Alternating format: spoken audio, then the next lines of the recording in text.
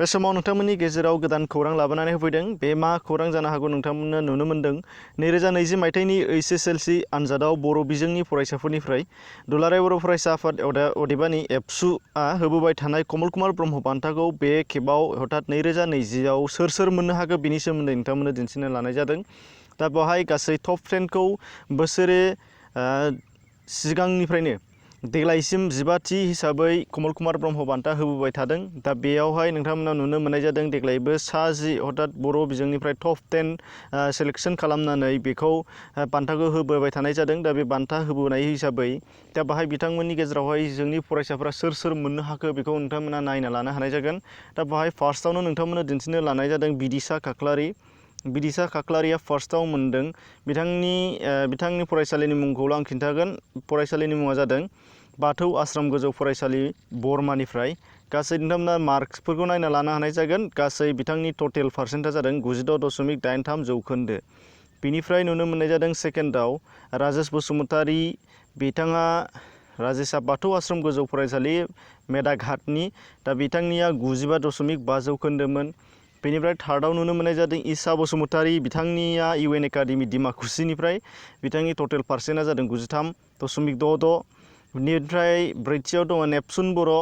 बिथाङा बाथौ आश्रम गोजौ फरायसालि धामधमानि। बिनिफ्राय नोंथांमोना नुदों 93.5 जौखोन्दो। बाथियाव दङ ननिता बसुमतारी। बिथाङा बाथौ आश्रम गोजौ फरायसालि बरमा 93 जौखोन्दो। बेनिफ्राय दथियाव दङ नितुराज दै बर'।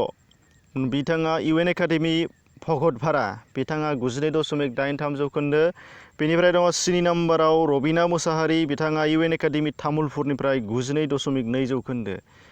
बेनिफ्राय 9थियाव नोंथांमोना नुनो मोननाय जादों 9थियाव अमित रामसियारि। अमित रामसियारिया बाहाय नुनो मोननाय जादों नोंथांमोनहा बाथौ आश्रम गोजौ फरायसालि मेदाघाट 91.83 जौखोन्दो। 9थियाव सानै एखे रोखोमैनो मोननाय जादों पजिशना, बेनिखायनो सानैबो जागोन। सासेया जादों नबनिधा बसुमतारी। बिथाङा बाथौ आश्रम गोजौ फरायसालि बरमानिफ्राय। बिथाङा 91.83 जौखोन्दो। बेनिफ्राय 9थियाव दङ तुलिका बसुमतारी। UN एकाडेमि क'क्राझारनिफ्राय। बिथाङा 91.16।